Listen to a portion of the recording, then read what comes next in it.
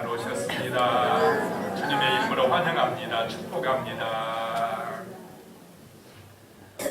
오늘 말씀의 제목은 새로운 시민권과 사명, 우리에게 주어진 하나님 나라의 시민권과 함께 사명에 대해서 생각해 보겠습니다.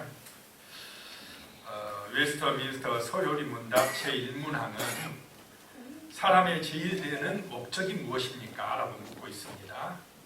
여기에 대한 답은 사람의 제일 되는 목적은 하나님을 영화롭게 하는 것과 그를 영원토록 즐거워하는 것이다 라고 나와 있습니다. 지금 세상은 자기를 위하여 살아가라고 교육하고 있습니다. 공부도 일도 자기를 위하여 하고 돈도 자기를 위하여 버는 것입니다.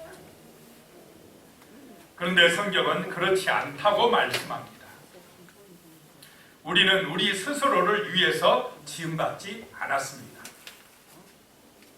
우리의 삶의 목적은 우리에게 있지 않습니다. 우리는 주인공의 자리에서 비껴서야 합니다. 우리는 삶의 주권자의 자리에서 내려와야 한다는 것입니다. 우리의 삶의 주권자가 누구십니까? 하나님이시다. 내가 주인공이 아니라 하나님이 주인공 되시기를 축복합니다. 힘써서 하나님을 경외하고 하나님의 영광을 위하여 사는 것이 성도로 부름받은 하나님 나라의 시민의 사명이다 라고 하는 것입니다. 그런 신령한 은혜가 임하시기를 축복합니다. 이것이 하나님 나라의 시민의 당연한 의무다라고 하는 것입니다. 그래서 첫 번째 생각할 것이요, 어두운 가운데 있었다라고 하는 것입니다. 전에는 어두운 가운데 있었다. 전에는 자기중심이었다라고 하는 것입니다. 베드로전서 오늘 말씀 2장 9절입니다. 같이 읽겠습니다. 2장 9절 시작. 그러나 너희는 택하신 족속이요 왕같은 제사장들이요 거룩한 나라요 그의 소유가 된 백성이니 이는 너희를 어두운 데서 불러내어 그의 기이한 빛에 들어가게 하신 이의 아름다운 덕을 선포하게 하려 하심이라 라고 말씀합니다. 먼저 우리가 하나님을 알지 못하던 때의 상태를 설명해 줍니다. 하나님을 알기 전에 우리의 상태를 어둠이다 라고 말씀합니다. 깜깜함이다 라고 하는 것입니다. 너희를 어두운 데서 불러내어 그의 기이한 빛에 들어가게 하셨다 라고 말씀합니다. 자, 예수의 빛, 그 기이한 빛입니다. 세상 사람들이 이해할 수 없는 생명의 빛입니다. 우리를 어두운 가운데서, 이 생명의 빛이 없는 가운데서 불러내어서 그 영원한 빛, 생명의 빛, 그 빛 가운데로, 기이한 빛 가운데로 인도해 주셨다라고 하는 것입니다. 이것을 다른 말로 바꾸면 우리를 하나님의 다스림 밑으로 들어오게 하셨다는 것입니다. 하나님의 통치 아래 살아가는 하나님 나라의 시민이 되게 하셨다라고 하는 것입니다. 많은 사람들이 나이가 들어서야 세상의 성공이나 부귀나 영화나 쾌락 같은 것들이 참 덧없다라고 하는 것을 알게 된답니다. 그러나 젊었을 때는 그렇게 보이지 않습니다. 돈 많이 버는 것, 쾌락을 추구하는 것, 유명해지는 것이 대단해 보이고 빛이 나는 것처럼 여겨진다는 것입니다. 하지만 성경은 그런 것들을 빛나는 삶이라고 하지 아니하고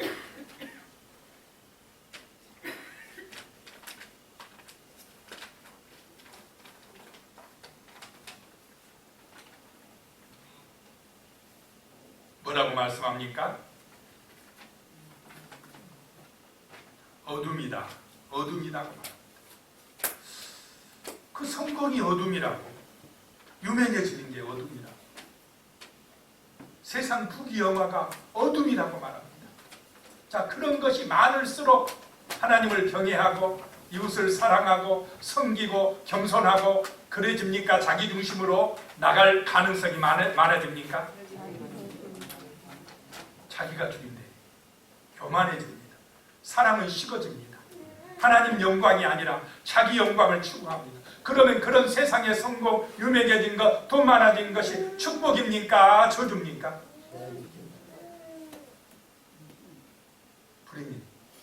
불임으로 가는 길, 지옥으로 가는 길이라는 것입니다. 어둠이다라고 하는 것입니다. 어둠이다.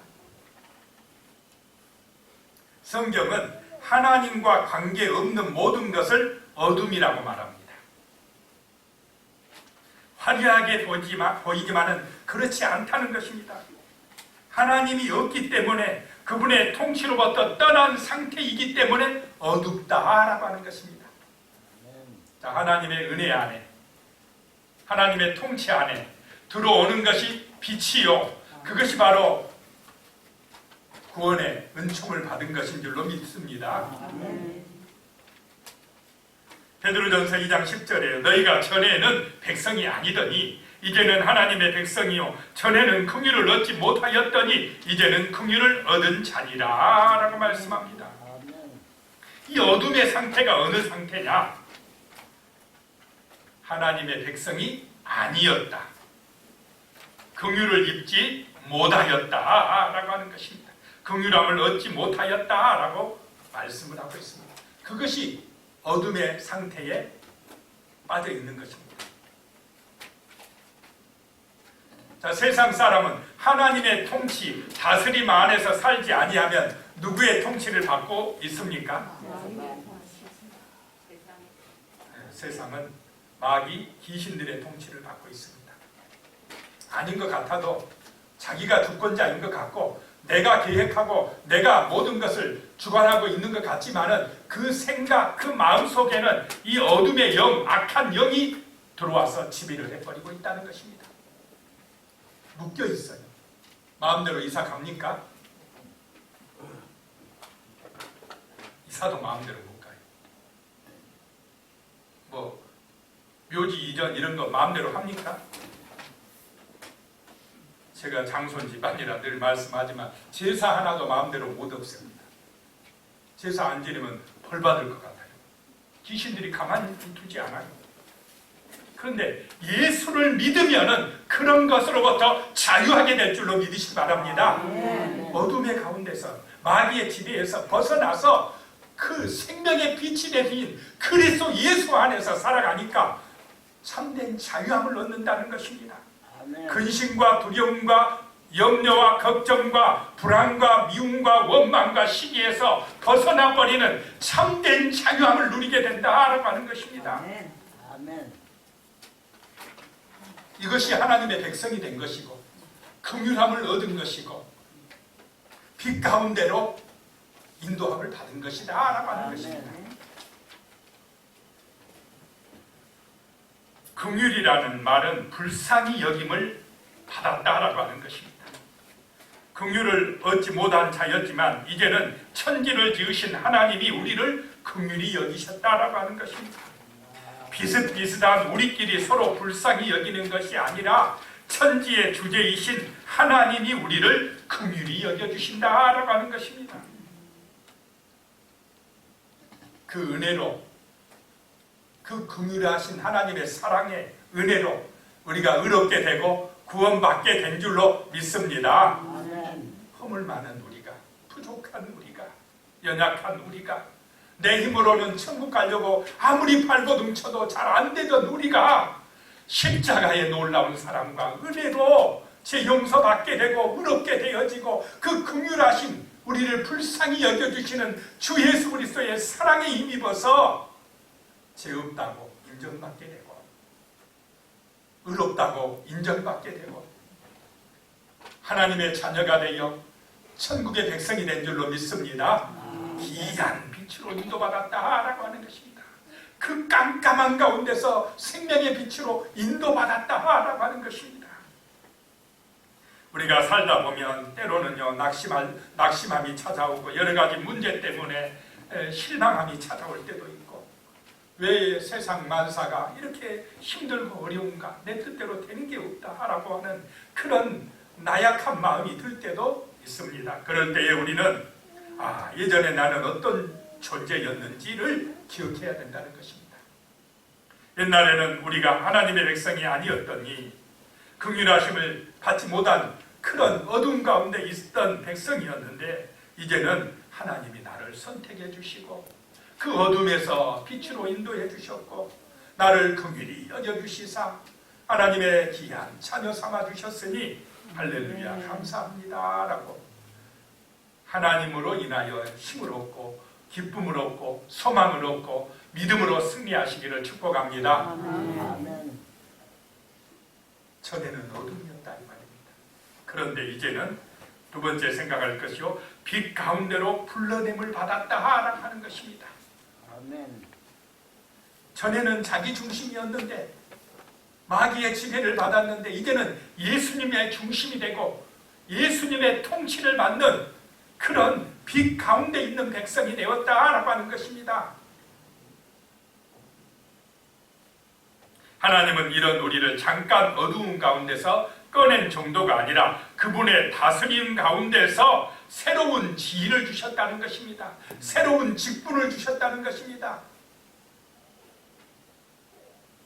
다시 베드로전서 2장 9절 같이 읽겠습니다. 시작. 그러나 너희는 택하신 족속이요 왕같은 제사장들이요 거룩한 나라요 귀한 아름다운 덕을 너희를 어두운 데서 불러내어 그의 귀한 빛에 들어가게 하신 이에 아름다운 덕을 선포하게 하려 하십니다. 아멘.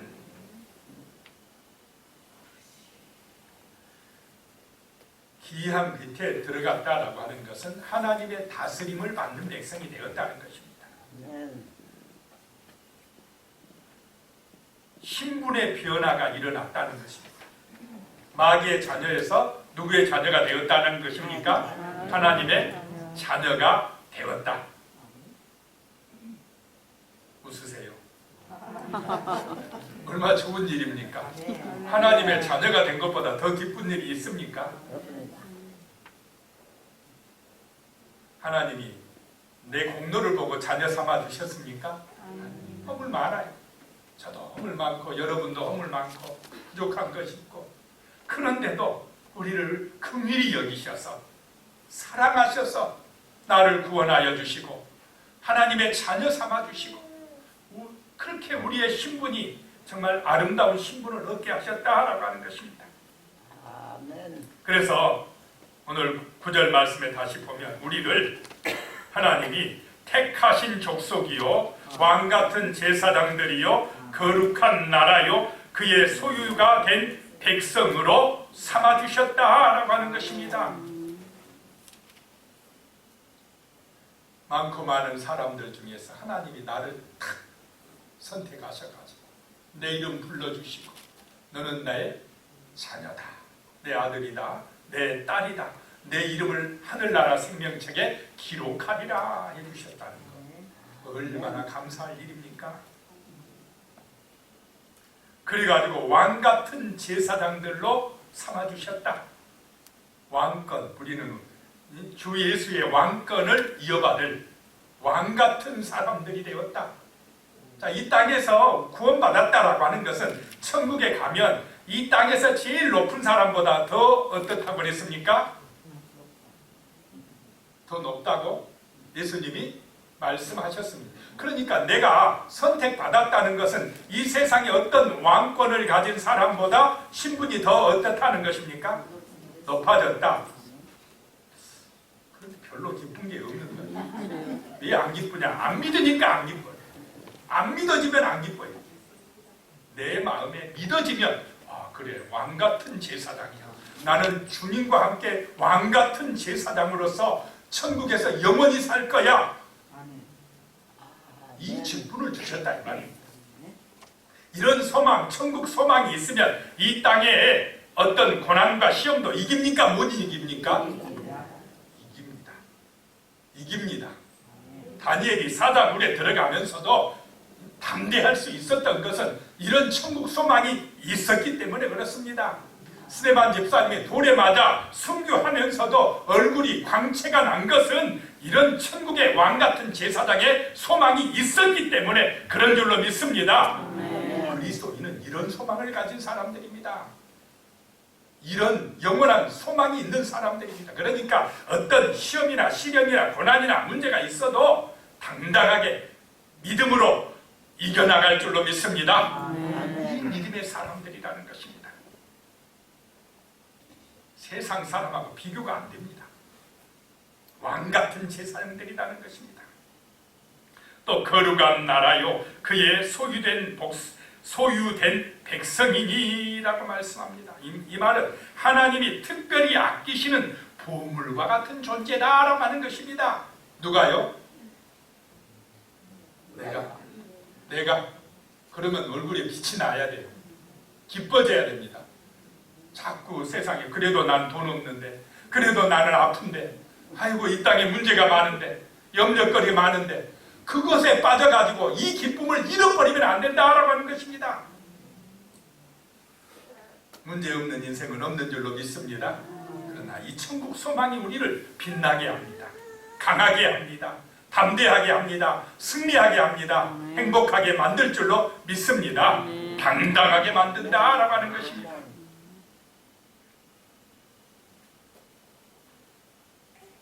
이런 놀라운 지혜를 우리에게 주셨고 놀라운 신분을 주셨다라고 하는 것을 우리는 선포하면서 살아가야 됩니다.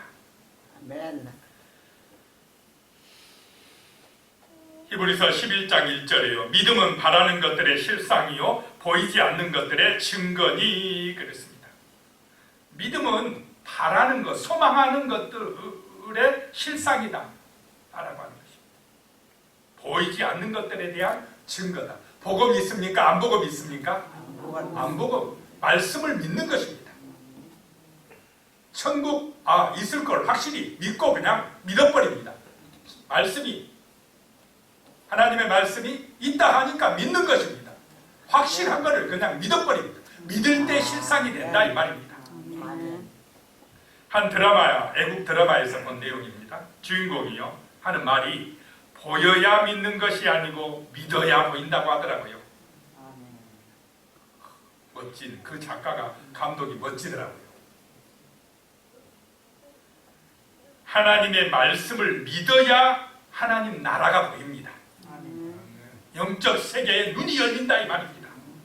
믿어야 보이지 보여야 믿는 것이 아닙니다.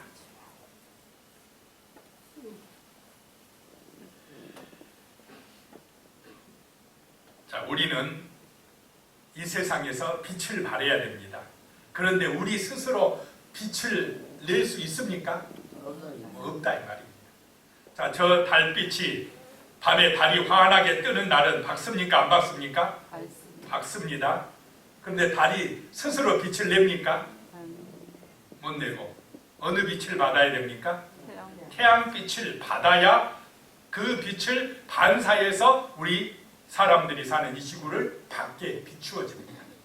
마찬가지로 우리 성도들은 스스로 빛을 못 내지만은 빛이 대신 하나님의 은혜를 받아야 우리가 세상 속에서 빛을 발하게 될 줄로 믿으시기 바랍니다. 그래서 이 예배 시간에 오늘 여기서 정신 똑바로 차리고 말씀으로 은혜 받아야 됩니다. 하나님의 말씀을 들을 때 내 가슴이, 내 마음이 뜨거워져야 됩니다. 그래야 우리가 내가 살고 내 옆에 있는 사람을 살리는 빛의 역할을 감당할 수가 있다라고 하는 것입니다. 오늘 말씀을 들을 때에 성령의 감동으로 마음이 뜨거워지시기 바랍니다. 예수의 생명의 빛이 나의 영혼에 비춰주시기를 축복합니다.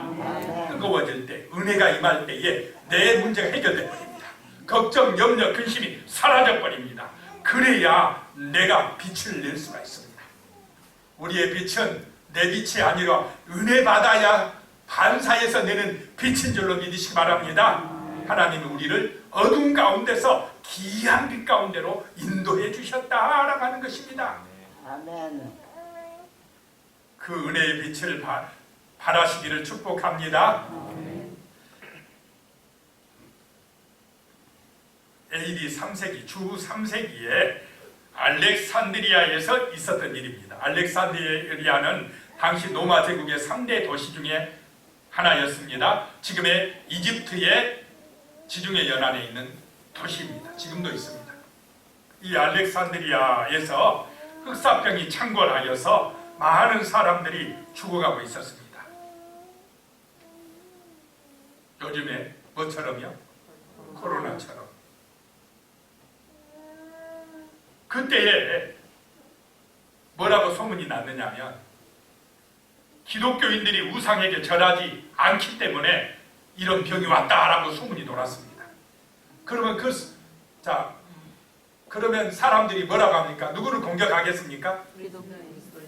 기독교인. 우리도 코로나 왔을 때 텔레비에서 자꾸 누구만 비춥니까?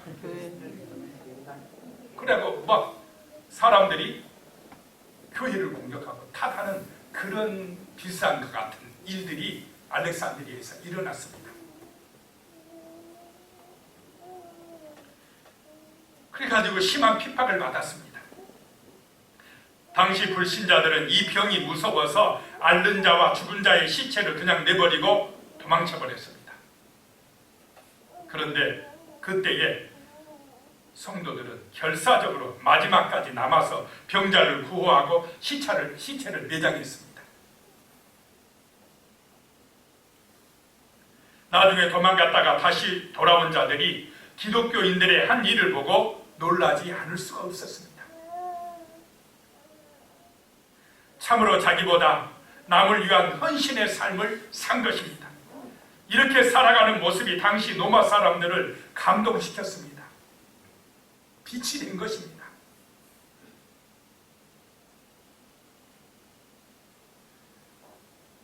당시 초대교회 교인들은 다수였습니까? 소수였습니까? 소수의 이 사람들이 죽음을 각오하고 신앙을 지켜나갈 때에 나중에 로마 제국 전체가 어떻게 되는 계기가 됐습니까? 기독교 국가가 돼버렸어요. 황제가 예수를 믿게 돼버려요. 그들의 그 빛이 되는 삶을 살아가는 모습을 볼 때, 야, 예수 믿는 사람들은 달라. 뭔가 달라. 우리가 없는 뭐가 있어. 저 사람들은 참 신기한 사람들이야. 죽음도 무서워하지 않는 사람들이야. 참으로 헌신된 삶을 살아. 세상 사람들은 다 자기 중심이고 자기 욕심이고 그 육신의 욕망 따라 살아가는데 저 기독교인들은 자기를 희생하는 사람들이야. 헌신하는 사람들이야. 겸손한 사람들이야. 참 신비하게 살아가. 이런 모습을 보여줄 때 이게 빛이 되는 삶인 줄로 믿으시기 바랍니다. 그럴 때 복음이 영향력을 미치기 시작합니다. 복음이 전해지기 시작한다는 것입니다.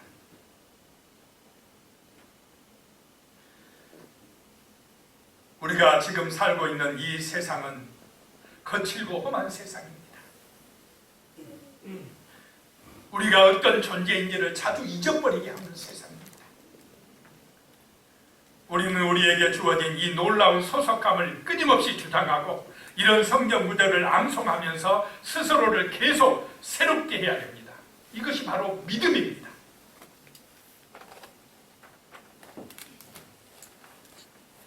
아침마다 말씀을 읽고 선포해야 됩니다.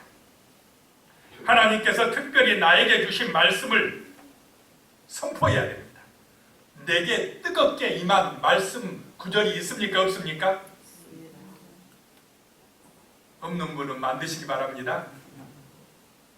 은혜 되었던 말씀 선포하시기 바랍니다. 아침에 선포하시기 바랍니다. 내 입으로 선포해야 됩니다. 그 어떤 뇌 과학자가 이야기하더라고요. 이 뇌가 다 듣고 있답니다. 내 입에서 선포되면 뇌에서 그 듣는 대로 몸에 전달한답니다. 아이고 못 살겠다. 아이고 죽겠다. 우리나라 사람은 특별히 죽겠다는 말 많이 합니까? 안 합니까? 배불러 죽겠다. 왜 배불러면 아이고 살겠다 그래야 되는데 왜 죽겠다 그럽니까? 그런데 뇌는 죽겠다고? 그러면 모든 세포에게 뇌 전달 세포를 통해서 뭐라 하면 죽겠다 간다. 그러면 세포들이 죽을 준비하자. 명렬하다. 그래서 우리는 늘 말씀을 선포하시기 바랍니다. 말씀을 선포해야 돼. 그래야 그 선포한 대로 이루어진다는 것입니다. 희망을 선포하시기 바랍니다. 생명의 말씀을 선포하시기 바랍니다. 날마다 나에게 이 말씀이 선포될 때 우리 뇌는 알아먹고 우리의 몸의 전 세포들에게 살아라, 소망 있게 살아라고 힘을 줄 줄로 믿으시기 바랍니다.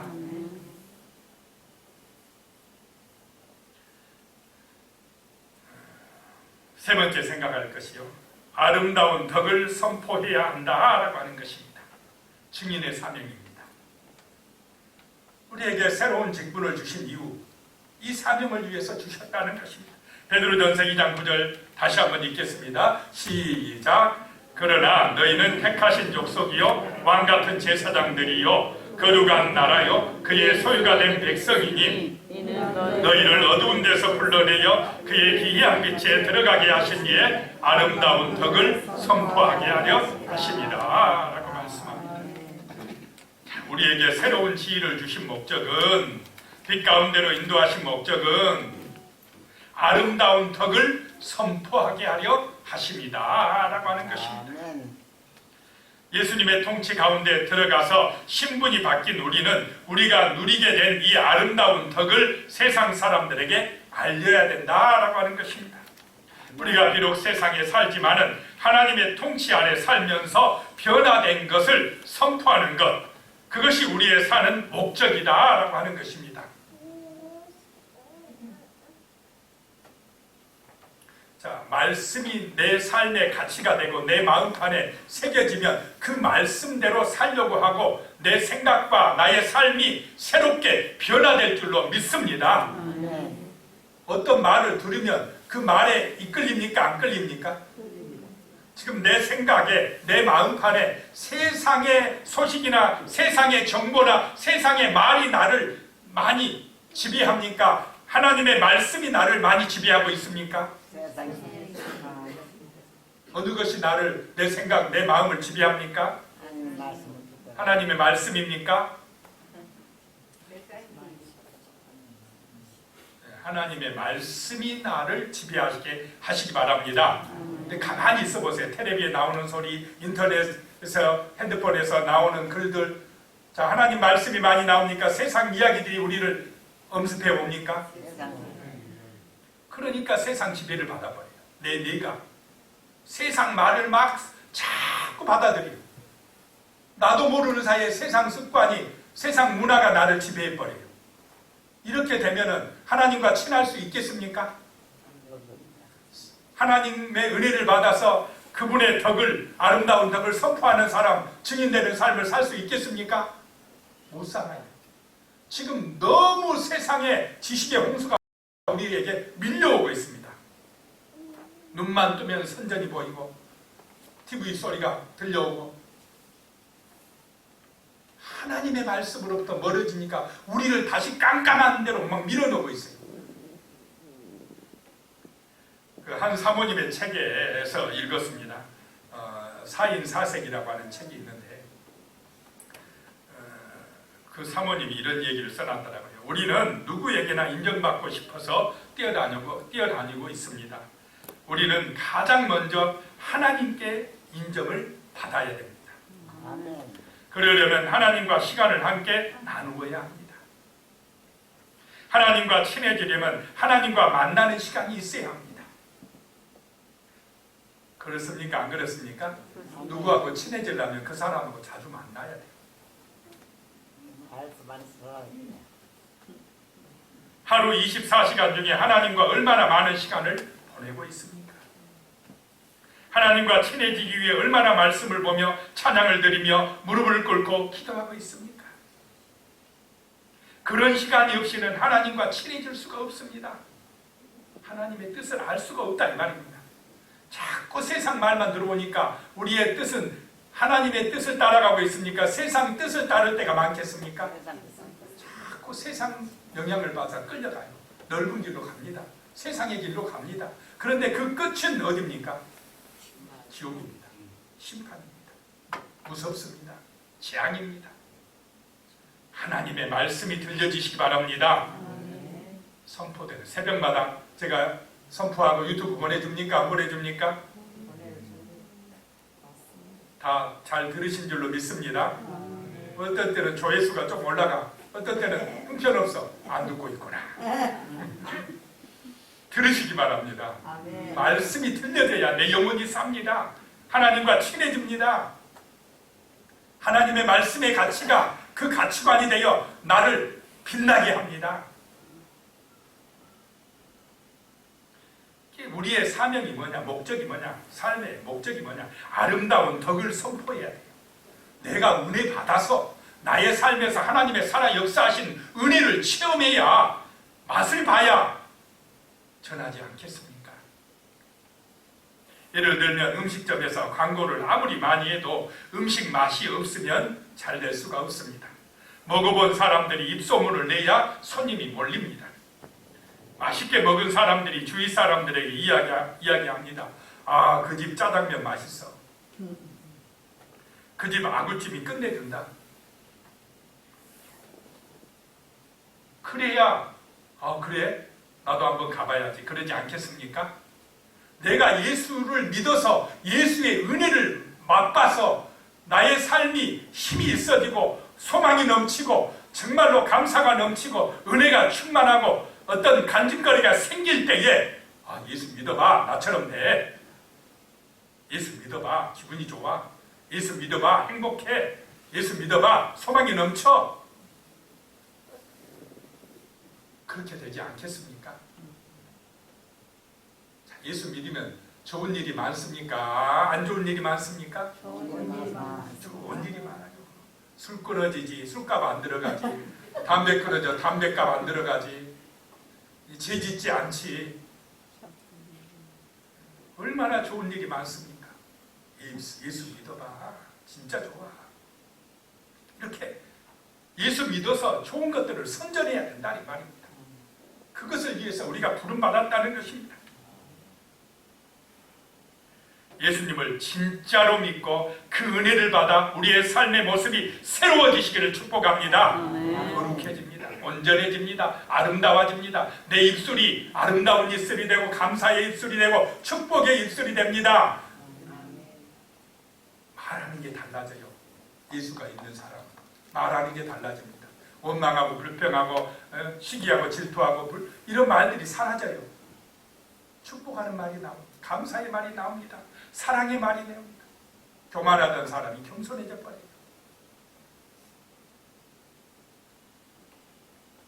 바로 이런 것이 하나님의 다스림 안에 사는 것이고 하나님의 말씀의 가치를 따라 사는 삶의 방식이다라고 하는 것입니다. 이게 잘 안 되는 사람, 자꾸 세상 말만 듣는 사람, 하나님 말씀을 자꾸 사모하고 들으면 우리도 모르는 사이에 내 삶이 새롭게 변화되는 역사가 나타날 줄로 믿습니다. 톨스토이의 작품에 보면 구두 수성공 마르틴 아저씨라는 그런 소설이 있습니다. 이 마르틴은 러시아의 어느 마을에서 구두 수성공을 하고 있었습니다. 그런데 일찍이 아내와 자식이 다 죽었어요. 아내만 죽는 것도 아픔인데 자식까지 다 죽었으니 얼마나 시리에 빠져 있겠습니까? 삶의 의미를 잃어버렸습니다. 자신에게 가혹한 시련을 안긴 하나님을 원망하였습니다. 인생 살맛이 안 났습니다. 친구에게 이야기했습니다. 나는 아무런 소망이 없다. 나는 매일 하나님께 그저 죽게 해달라고 기도할 뿐이다. 이렇게 이야기했습니다. 그랬더니 그 친구가 하는 말이 그건 잘못된 생각이네. 우리 인생이 어떻든 그건 하나님의 뜻에 의해서 결정되는 거야. 자네를 살게 하려고 하나님의 아들이 돌아가신 거 몰라? 자네는 자네가 아니라 하나님을 위해서 살아야 되네. 이런 얘기를 했습니다. 그러다 물었습니다. 어떻게 사는 것이 하나님을 위해 사는 것인가? 나 그거 모르겠네. 그랬더니 이렇게 알려줬답니다. 그건 이미 예수님께서 가르쳐 주셨네. 성경에 모든 게 나와 있어. 매일 성경을 읽다 보면 하나님을 위한 삶이 어떤 삶인지 알 수 있게 될 걸세. 그날부터 이 소망 없던 사람 마르틴은 매일 성경을 읽기 시작했습니다. 매일 말씀을 묵상할 때에 이상하게 하나님을 알아가고 마음이 점점 가벼워졌답니다. 그리고 이 마르틴의 생활은 점점 자신만이 아니라 다른 사람을 위한 삶으로 바꿔지기 시작했습니다. 선행을 향하는 사람, 사랑을 베푸는 사람, 절망에 있던 사람이 소망이 넘치는 사람을 그런 삶을 살기 시작했습니다. 그러니까 사람들이 보고 저 사람 변화됐네, 새로워졌네. 감동을 받겠습니까? 안 받겠습니까? 받게 되는 인생. 이런 것, 아름다운 덕을 선전하는 인생으로 바뀌어졌다라고 하는 것입니다. 이런 은혜가 우리의 삶에서 실제적으로 임하시기를 예수의 이름으로 축복합니다. 예수의 아름다운 덕을 간증하고 선전하는 삶이 되어야 한다는 것입니다. 기도드리겠습니다. 하나님 감사합니다. 우리에게 새로운 하늘나라의 시민권과 사명을 주신 것 감사드리옵나이다.